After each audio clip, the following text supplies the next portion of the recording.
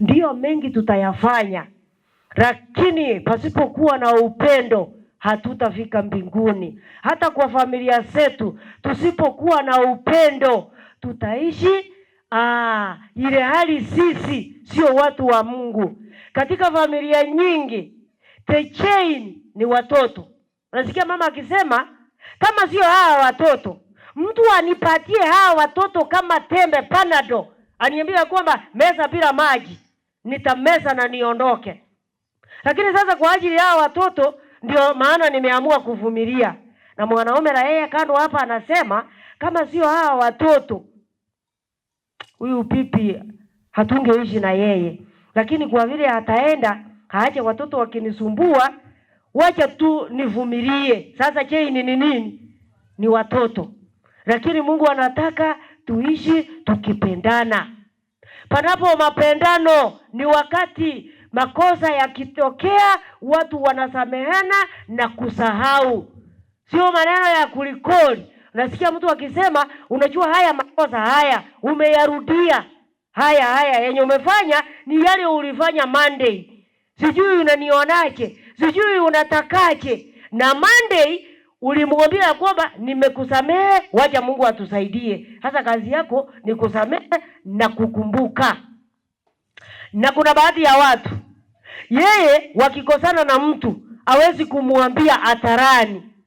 Yeye ni kunyamaza tu. Sasa huyu mwenye wanaishi na yeye hajui ya kwamba amemkosea, hajui ya kwamba alimkosea, maana hawezi kusema. Sana wamama, wanaume wakitukosea, yani hatuwezi kumwambia ya kwamba hapa mahali imefikia, wacha nikuambie ukweli. Leo umenikasirisha. Jana nilikasirishwa because of ABCD. Sasa mwanaume yeye anashinda akikuongelesha ile hali wewe umekasirishwa. Alafu tukiimba kiruga namba 314, turasorogendo. Hasa mtu anashangaa na watu wako kwenda mbinguni gani? Hiyo basi mbinguni ni mara 2.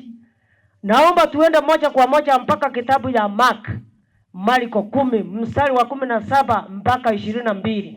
Naomba msomaji uweze kusoma haraka bila kurudia. 10:17 inasema, yes, hata alipokuwa akitoka kwenda njiani, huyu ni Yesu, mtu mmoja akaja mbio, akampigia magoti, akamuuliza, mwalimu mwema, nifanye nini nipate kurithi uzima wa milele? I said from 17 to 22. Yesu akamwambia, kwa nini kuniita mwema? Mimi si mwema. Hakuna aliye mwema ila mmoja, ndiye Mungu.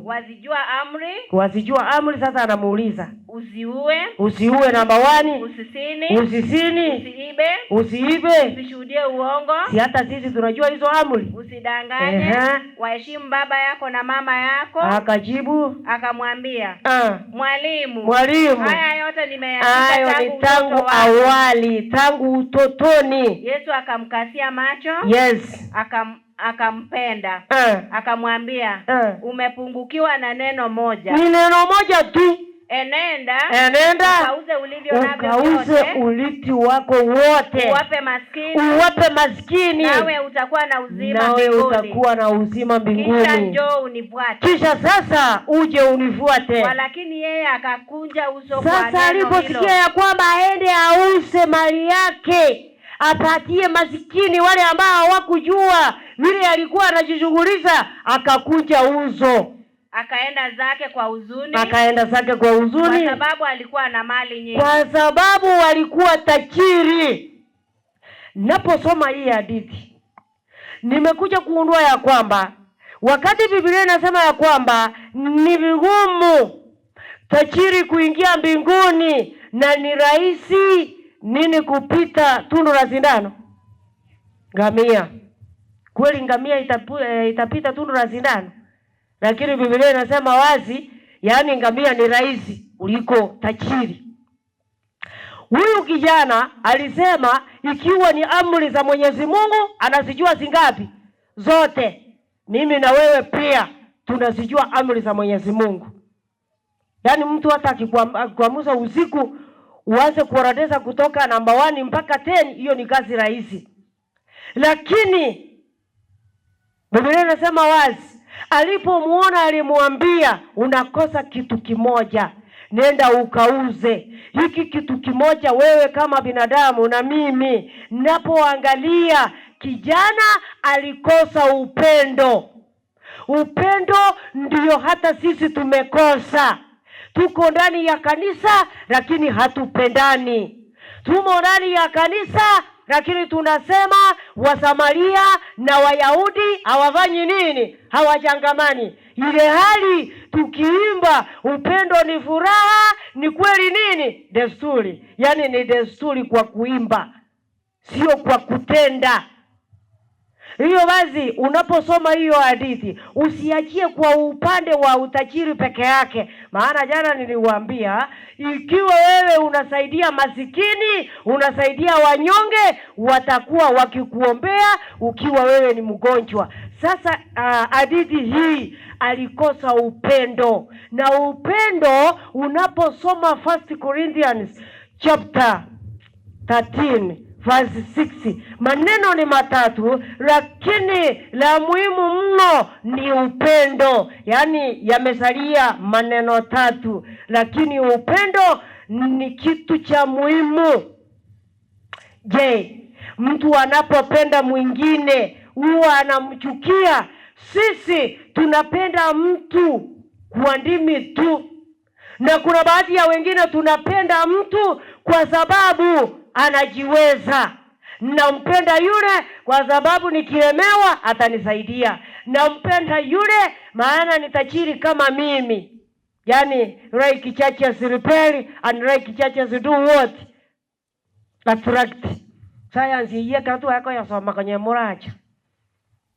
Hiyo basi kuna baadhi ya watu tunafanya hiyo. Yaani hatuna ule upendo wa Yesu. Upendo wa Yesu haujatuzunguka. Ikiwa ni mama mkwe ako na vijana 3, anapenda bibi ya kijana mmoja pamoja na huyo kijana. Unasikia akisema mimi kijana wangu ni Onturi na bibi yake wazungu, sijui ni wazungu wa Minnesota, ni wazungu wa wapi. Yaani anawapenda na anakataa wengine. Ikiwa wengine ni maskini, unasikia akisema mkono mtupu haufanywi nini? Na akiwa ndani ya kanisa, nitembe nawe Yesu.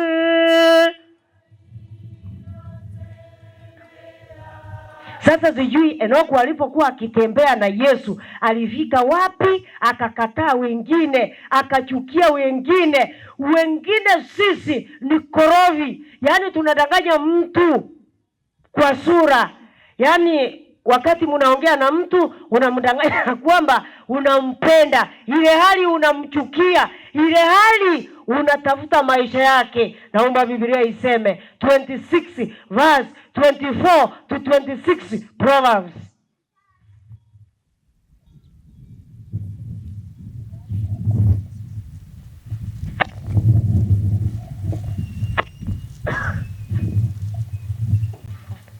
Umefika 26?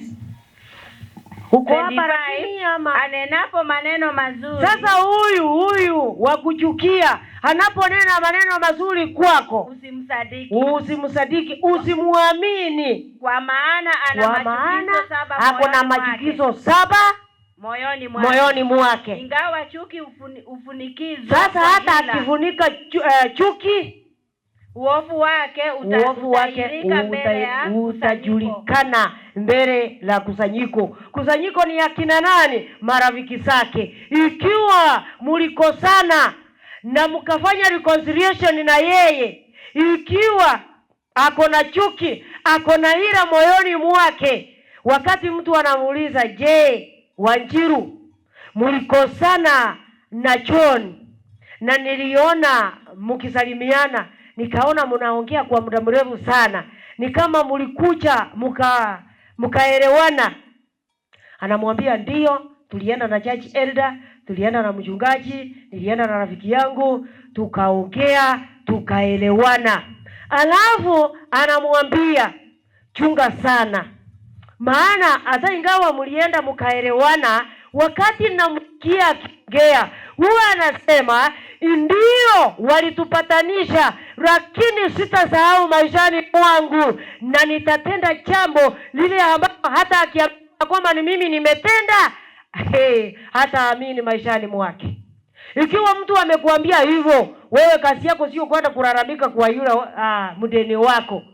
Kazi yako ni kufanya sasa 22 verse 3 ya kwamba ukiona kuna hatari mbele unaepa. Lakini wamama, mtu akikwambia ya kwamba yule mama hata ingawa mnapendana, yule mama hampendani kiundani, kazi yake ni kuenda na kuuliza, yaani nimesikia kitu kigumu sana, lakini nasikia ya kwamba nikuulize ili kitoke moyoni mwangu. Ikiwa utakitoa moyoni mwako, yeye kitapaki na atafanya kitendo, na ni lazima. Hiyo wazi, ikiwa wewe ni mtu wa kuchukia, lazima ujulikane. Utajulikana wapi? Wakati unanungunika kwa marafiki zako. Kwa basi Mungu atusaidie tuwe wenye hekima na maisha haya. Kuna baadhi ya wengine huwa anachukia mtu moyoni mwake, na unasikia akisema ya kwamba unajua kanisa ni roho. Kanisa ni roho, kanisa ni moyo. Mungu anaangalia moyo, na ndio maana wamama wengi anaamua kuvaa vile anataka, anaamua kujipamba vile anapenda, ili ukimuuliza akwambia unajua Mungu anaangalia moyo sio nje. Ikiwa Mungu anaangalia moyo, amua siku moja kuja kanisani vile ulizaliwa, maana hata moyo uko ndani. Ikiwa kanisa ni moyo. Na mbona hujasoma 17 verse 9 Yeremia? Je, moyo uko namna gani? Ikiwa unaita kanisa moyo, na mbona Mungu akaambia Sulemani amjengee kanisa basi? Ama Biblia iseme 17:9 Yeremia, moyo huwa mdanganyifu kuliko vitu vyote. Huwa mdanganyifu kuliko vitu vingapi? Vyote. Na ugonjwa wa kufisha nani awezaye kujua? Sasa nani atajua moyo? Hautajua moyo wangu, sitajua moyo wako. Hata tukiwa ndani ya kanisa tunasema ya kwamba tunapendana, lakini wacha kitu kitokee. For example, kama nyinyi mko kabila nyingi, kuna mahali watu wanalemea. Ikiwa ni Mkisii amepata msiba, ikiwa judge elder anafanya matangazo akistress. Kustress sasa hiyo namna gani? Anatia nguvu. Anachukua hata dakika 10 kwa kutangaza. Lakini kabila nyingine akipata msiba, huwa anasema baada ya mahubiri tutaenda huko tufariji yule, maana mnajua alipata msiba, hakuna stressing. Yaani anaachilia tu. Yaani tunaenda na vile tunajuana. Lakini Mungu atusaidie tuwe watu wa upendo wa kweli. Yaani tusiwe watu wa kuficha, maana moyo hakuna mtu ataujua. Je, mtu akikukasirisha inafaa ufanye nini? 19 verse 17 Leviticus. Leviticus ni mambo ya Walawi 19 mstari wa 17. Usimchukie ndugu yako. Usimchukie ndugu yako moyoni mwako. Lazima kumkemea jirani. Sasa ni lazima kumkemea jirani yako. Wala usichukue dhambi kwa ajili yake. Sasa usichukue dhambi kwa ajili yake. Yaani unachukia mtu na ile hali ni mshirika wa kanisa, ni church chorister. Maana unamchukia wakati mlikuwa sokoni alikukasirisha.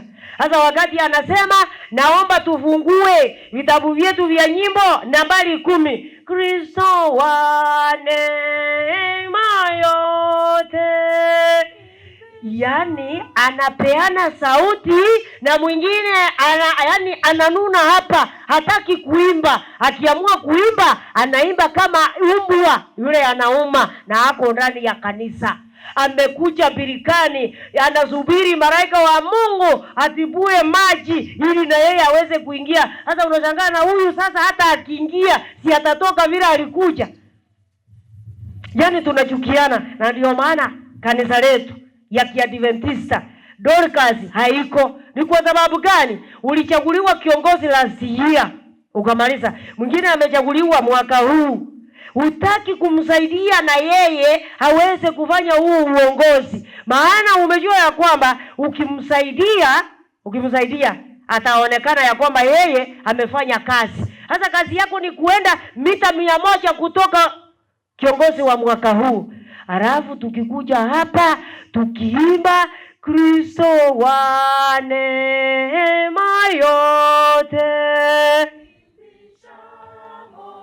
Sasa anaimbisha nini? Na ile hali unachukia kiongozi, unachukia church elder. Na ndio maana tuko sasa na ukabila. Unasikia wakisema ya kwamba hawa wametutawala sana. Hata tukiwa kabila moja, hata tukiwa Wakisii, utasikia wakisema nyumba ya fulani imetutawala sana. Nyumba ya fulani ilitutawala. Hata sisi leo tunataka tutawale. Yaani hatuendi na kipawa cha mtu. Mtu anachaguliwa kwa sababu na yeye inafaa hiyo nyumba ama kabila itawale. Badala ya kuleta watu kanisani, anafukuza watu. Ni kwa sababu gani? Ameweka uongozi kwa sababu ya ukabila. Lakini tungekuwa na upendo, tujue ya kwamba hii kazi tunafanya ni ya Mungu, sio yako wewe peke yako. Wengi wangekuja hata bila kuambiwa neno katika jina la Yesu. Kuna baadhi ya watu huwa wanachukia wengine na anaenda kwa maombi. Unasikia akisema ya kwamba Papa, naomba unisamee dhambi na makosa yangu kama ninavyowasamee wadeni zangu. Alafu akianza kuomba, mdeni wa kwanza anasimama mbele yake. Mdeni wa pili ako na wadeni 10. Lakini anadanganya ya kwamba amewasamehe. Na ndio maana huwa tunafanya maombi lakini hakuna majibu. Na wengine huwa tunaomba, tukimalizia tunasema, Mungu ukinifanyia hili na mimi nitafanya lile. Na asipokufanyia, for example, Mungu ukimsaidia huyu mgonjwa akipona, tutalimiti na kulisifu jina lako. Na mgonjwa akikufa itakuwa namna gani? Hata Yesu wakati hajasulubishwa alimwambia Mungu, ingewezekana hiki kikombe kingefanya nini? Kingenipita, lakini wacha iwe kulingana na nini? Na mapenzi yako. Sasa wewe ni nani unasema ya kwamba watoto wangu wakipita mtihani nitalimiti na kulisifu jina lako? Na ikiwa watoto wako sio uwerevu, unajua hata kuibia, hata kuiba leakage, ikiwa mtoto si mwerevu hata pita. Ikiwa mtu amemfanyia hesabu, amefika mahali amemwandikia simplify to the simplest form, na yeye akifika huko andike the same, atapata. Alafu unasema Mungu, watoto wangu wakipita nitakufanyia kazi. Alafu Mungu anakuachia sasa, aenda na watoto wako na mimi wacha niende na wale ambao wananitumaini. Mungu atusaidie tusiwe na wadeni. Maana tukiwa na wadeni hata tusikia. Na kuna baadhi ya watu ndio tunasameana na unakumbuka. Naomba Biblia iseme Philippians chapter 3 verse 13. Paulo anafanya nini? Philippians chapter 3 verse 13. Lakini nasema ndugu, sijidhani nafsi yangu kwamba nimekwisha kushika. Yes. Ila natenda neno moja tu. Nikiyasahau yaliyo. Yaani neno atatenda ni kusahau yaliyo nyuma. Yachuchumulia yaliyo mbele. Sasa atayachuchumulia yaliyo ya mbele. Haangalie mbele. Lakini wewe hata nikikuuliza saa hii, wakati uliolewa mama mkwe alikukosea nini? Hapa kila mtu nitapata amekumbuka. Anakumbuka kila kitu. Ile faili, ile kara ilikuwa anakumbuka, lakini hako ndani ya kanisa. Ni kitu gani mume wako alikukosea wakati alikuoa? Makosa yake ya kwanza unakumbuka. Eli wazee huwa wanasahau. Lakini sisi unasema ndio mambo yote yameenda vizuri, lakini kuna jambo ambalo sitalisahau maishani mwangu, na huko ndani ya kanisa. Halafu unadai ya kwamba maombi yako Mungu hayajibu. Hata tukiimba Mungu uyajibu maombi,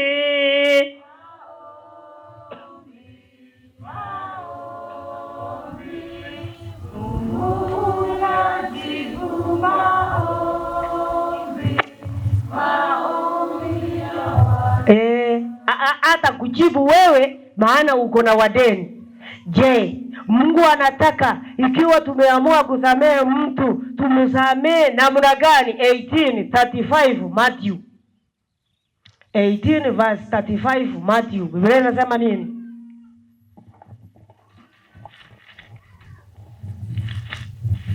Eighteen 18:35. Yes. Ndivyo na Baba yangu wa mbinguni atakavyowatenda ninyi. Yes.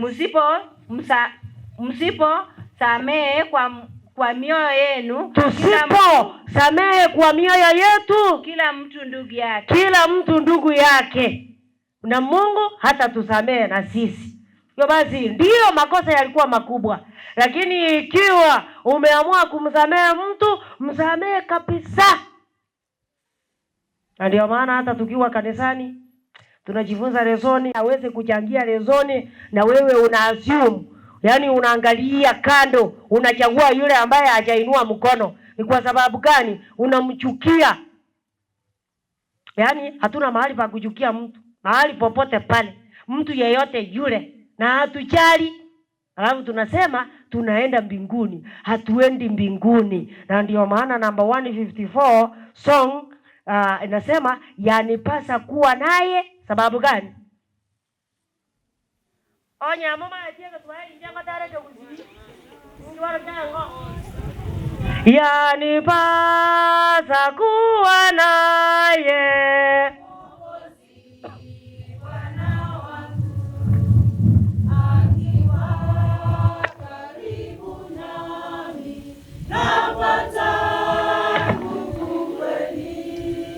Moyo auogopi wala sikizika, nitakwenda apendapo, kwa kuwa alilinda. No matter what happens, life is still beautiful. Page 55. Hapa kuna msichana. Naomba nisome hadithi hii kwa Kimombo ili na wewe uweze kusikia. Ujiulize, je, ingekuwa mimi ningefanya namna gani? A young lady had seen how her political enemy had killed her brother.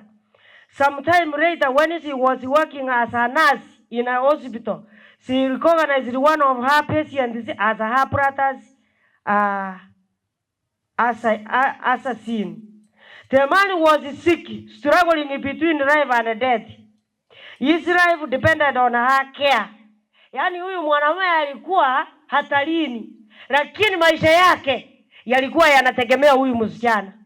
Na msichana aliona huyu mwanaume akiua ndugu yake. Aliona life. Ingekuwa ni wewe ungefanya namna gani? Yaani nasi na mgonjwa aliua ndugu yake, akamuua kabisa, akazikwa. Alafu sasa huyu maisha yake yanategemea hii nasi. Ingekuwa ni wewe ungefanya namna gani? Ungeanza kusema nimeitwa mahali fulani na kuja, ngoja kwanza ili ya delay, alafu baadaye afanye nini? Yaani titi for 30. Okay, sikiza basi.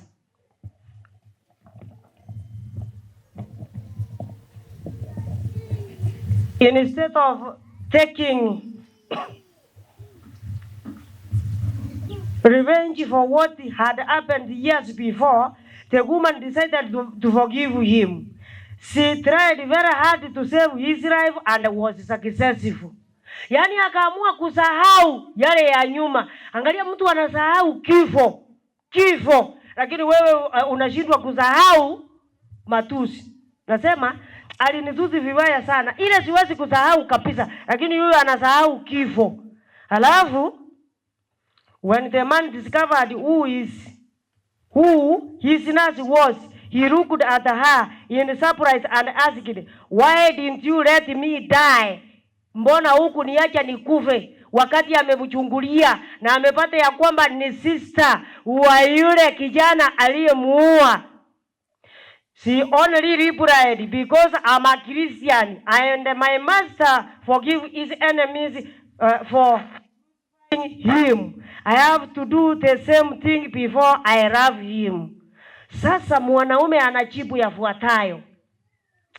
Then the man managed to say with words faltering with emotion, "If that is what it means to be a Christian, I also want to be one." Yani, ikiwa kuwa Mkristo ni kusamehe mtu mpaka wakati amekukosea makosa makubwa, hata mimi nafaa niwe Mkristo. Sasa huyu nasi amehubiri ama hajahubiri? Kuna wengine wanasubiri asimame na microphone vile nimesimama ahubiri. Haujajua ya kwamba actions speaks louder than what? Words.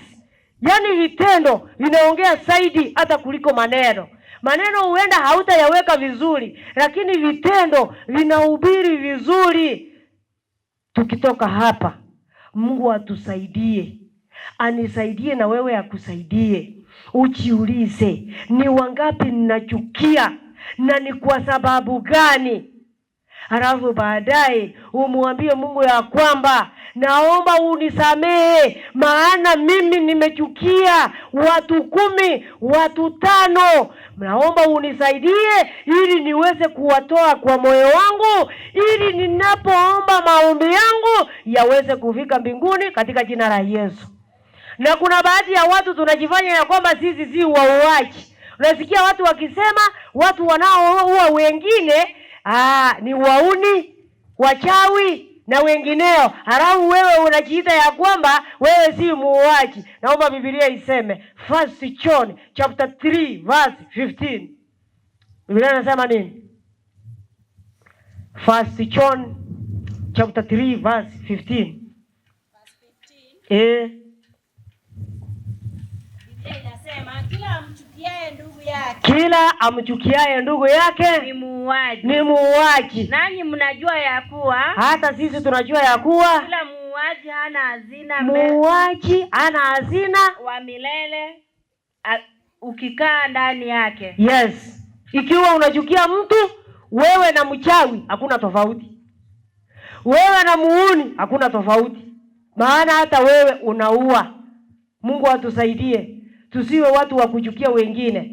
Tunachukia watu, alafu tunasema mimi nimepata Yesu kama mwokozi wa maisha yangu. Sasa nashangaa, ikiwa mimi ni jirani yako, mimi unaniona sura, mimi tunaongea na wewe, unitaki, itawezekanaje upende Mungu yule ambaye unamsikia haujawahi muona maishani mwako? Naomba Biblia iseme mtu kama huyo ni mtu wa aina gani? 1 John chapter 4 verse 20.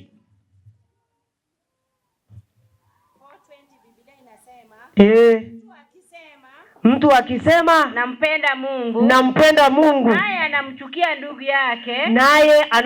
ndugu yake, ni muongo, kwa maana asiyependa ndugu yake ambaye amemuona hawezi kumpenda Mungu hakumuona. Hautampenda Mungu. Maana yule ambaye unaona, yule umemzoea, haumupendi. Ikiwa umeamia kumpenda, unampenda kwa ajili ya jambo fulani. Wacha nimpende huyu maana atanisaidia mahali fulani. Wacha nimpende huyu maana ni mlezi wangu. Nikitoka namwachia mtoto. Hata nisipomwachia chakula, anatengeneza chakula yake, analiza mtoto. Yaani hiyo ndio sababu. Lakini Mungu atusaidie tupendane ule upendo Yesu alitupenda. Na ndio maana unapoimba 35 nimekombolewa. Ikiwa umekombolewa, upendo ni automatic. Ikiwa hujakombolewa, lazima usukumwe kama gurubaro usiokuwa na gurudumu, na ambapo haitawezekana.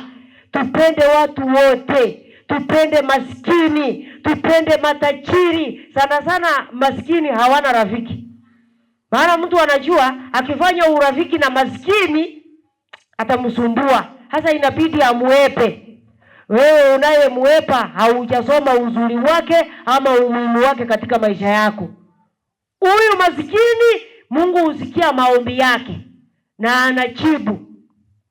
Nakumbuka maskini na matajiri wanaishi katika maisha yanafanana. Naomba Biblia iseme 22 verse 2 Proverbs. Omonda no motaka igobamenya tubugima bubuye kaine. Soma. 22 verse 2 Mithali inasema tajiri na maskini hukutana pamoja. Tajiri na maskini hukutana pamoja. Bwana ndiye aliyewaumba wote wawili. Sasa hao wawili Bwana ndiye aliyewaumba. Wanakutana wapi? Mmoja ni tajiri, ako na kila kitu, lakini kuna mpaka imewekwa katika maisha yake. Na mwingine ni maskini. Kama sio umaskini, na yeye pia angefurahi. For example, mtu ni tajiri, amepewa ruhusa ya kupata kila kitu, lakini hana wakati wa kuenjoy. Magonjwa ndio haya. Akienda hospitali, orodha namba 1 inasema usikunywe sukari, usikule chapati, macho yako yasione nyama kwa kichinjio. Yaani hiyo orodha inasoma mpaka chini. Alafu masikini hapa, yeye hajapewa orodha, lakini yeye hana pesa. Angekuwa na pesa angenunua nyama. Huyu wako na pesa hata nunua nyama, maana afya yake haitafanya nini? Sasa wamekutana ama hawajakutana? Wamekutana. Tajiri ndio huyu, ako na sofa set. Sasa katika hali ya kuishi imefika mahali ambapo hawezi kukalia hiki kiti kinaitwa sofa set, maana afya yake haitamruhusu. Inabidi akae cane chair. Alafu ama table chair. Cane chair ama table chair. Na maskini ndio huyu, angepewa sofa set angekalia, lakini kwa vile hana, yeye ako na table chair. Sasa wote, yule akikalia table chair kwake maana ndiye anaweza, na mwingine ni huyu ameacha sofa set na yeye anakalie table chair. Wamefanana ama hawajafanana? Mwingine ndio huyu, angepatiwa pesa angenunua viatu sisani, lakini kwa vile ananunua avuta. Na mwingine ndio huyu, ako na pesa ya kununua sisani, lakini miguu ya kuvaa haifanyi nini? Inabidi sasa na yeye avae avuta, maana miguu yake haitamruhusu avae viatu zingine. Wamefanana ama hawajafanana? Wamefanana. Mbona unadharau mwingine? Mbona unamchukia? Unamuona kama mzigo? Maana aliyewaumba nyinyi nyote ni nani? Ni Mungu. Utajiri ndio huyu, ako na gari, anaweza tembea popote pale. Lakini alipoenda Oasis, walimwambia ya kwamba mahali imefikia inafaa ufanye exercise, utembee in 40 minutes kwa miguu yako. Na masikini ndio huyu, angetembea kwa gari, lakini kwa vile inafaa na yeye atembee kwa miguu. Sasa wakikutana njiani, wakienda town, wameshare hayo maisha ama mwingine bado wako juu? Wewe ndo tawanja igongo yotonge tena rotonge to yonde. Elino isane kokole tajiri na masikini ni nani? Mungu atusaidie. Tupendane ule upendo wa Yesu. Kila mtu amuone mwingine kuwa mtu wa maana katika maisha yake. Unajua nikiwa masikini, ukikufa nduru ni mimi. Ama tena utakufa utoke moja ukuje kupiga nduru kwanza. Nduru ni mimi, hiyo ni kazi yangu. Mimi masikini. Alafu mambo na kuni ni juu yangu. Nitafute kuni, alafu wageni wako wakicha niwatengenezee chakula, ili angalau niweze kusema mgeni njoo, mwenyeji afanye nini.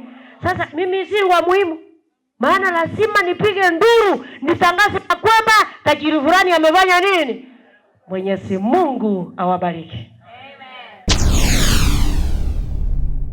Get the point. Take a step forward.